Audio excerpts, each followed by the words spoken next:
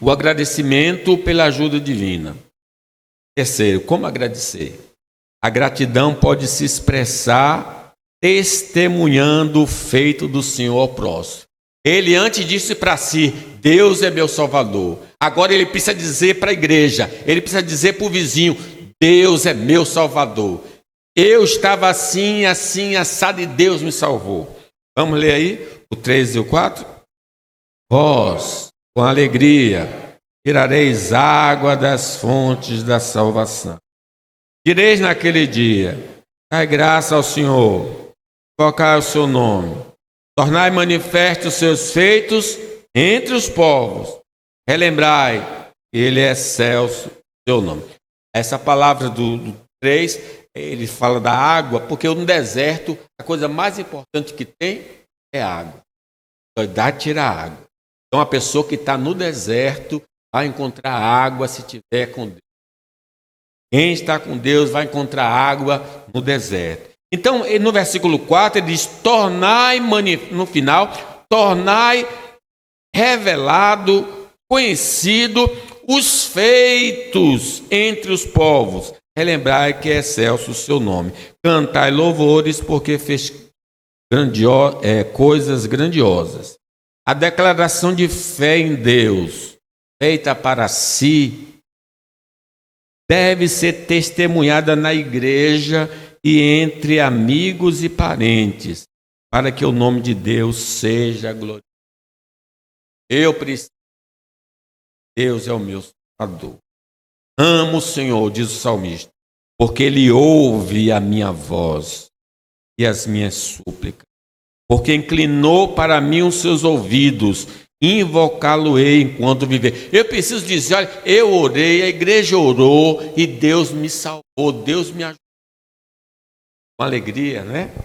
Existem muitas pessoas na igreja vivenciando experiências amargas, mas quando relatamos como Deus nos salvou, isto pode estimular a fé do nosso irmão e gerar grande esperança.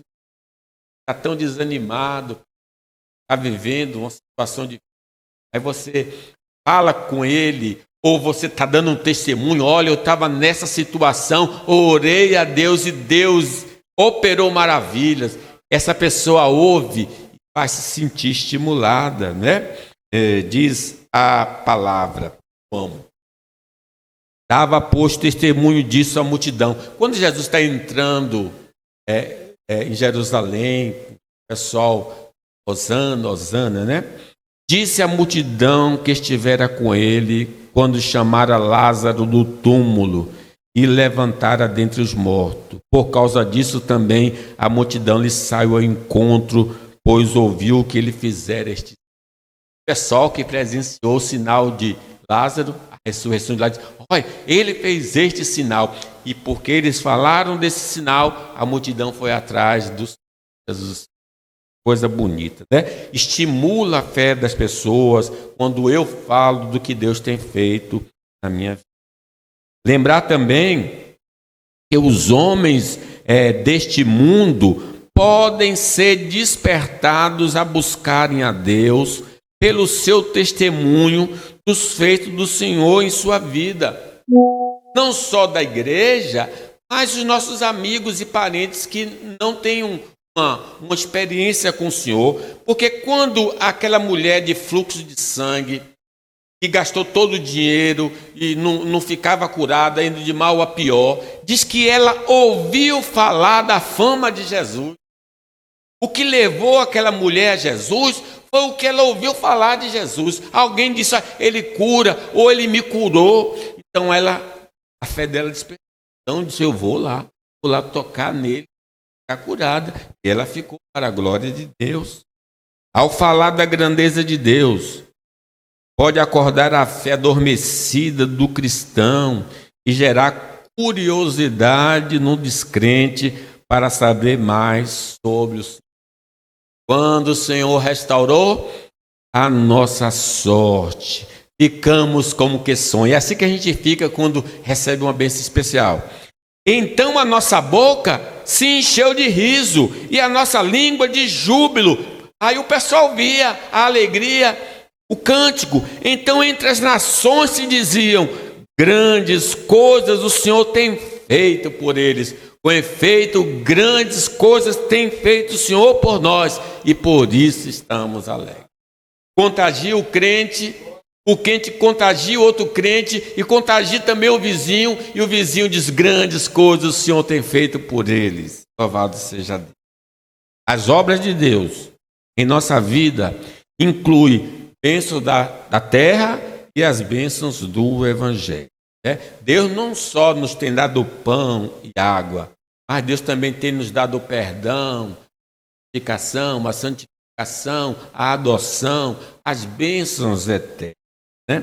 Quando contamos, como contamos, a maneira que contamos também é importante, com entusiasmo e alegria sobre Deus e seus feitos, há um poder natural de influenciar pessoas a buscarem a Deus, ainda que não plenamente. Sim, quando a pessoa fala com vibração, com emoção, com alegria, com confiança, ainda que não seja uma conversão, ela vai querer saber um pouco desse Deus.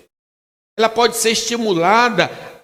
E diz que André encontrou Simão Pedro, um dos 12 que tinham ouvido o testemunho de João Batista. Ele chamou primeiro seu próprio irmão Simão e disse: achamos o Messias. Ele testemunhando.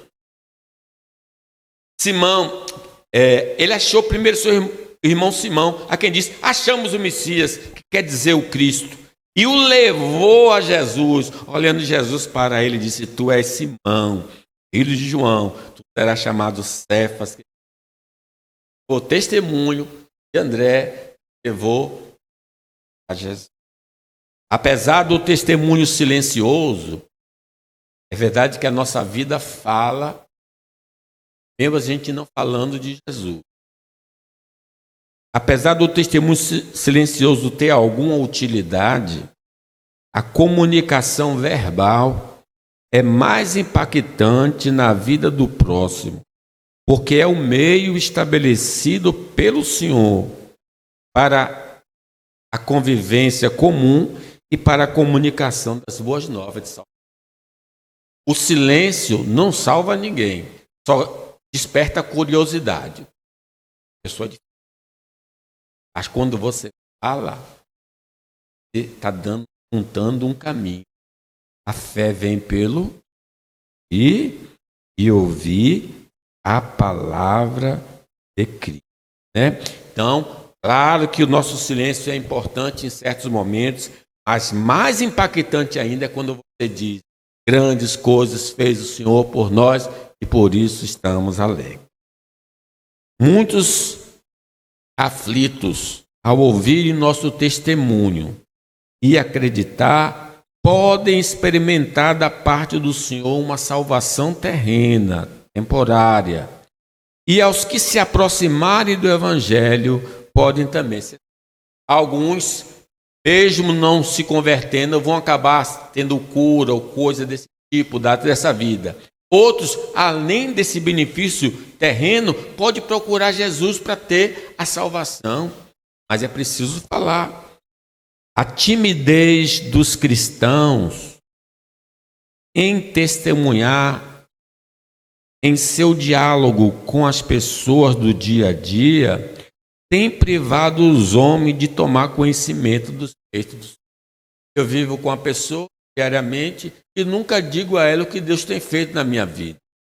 Então essa pessoa também vai passar a vida inteira sem saber o que Deus tem feito. Isso a gente tem levado ao pé da letra aquela ordem que Deus deu ao leproso: não diga nada a ninguém. Ao sacerdote apresenta oferta. Aquela palavra não foi para nós, foi para o leproso. E mesmo assim ele não obedeceu. Porque como é que ele podia obedecer se ele estava condenado à morte pela doença? Ele foi curado e ia ficar calado? Não tem condição de ficar calado. Eu tenho de falar. Não podemos deixar de falar daquilo que temos visto e ouvido.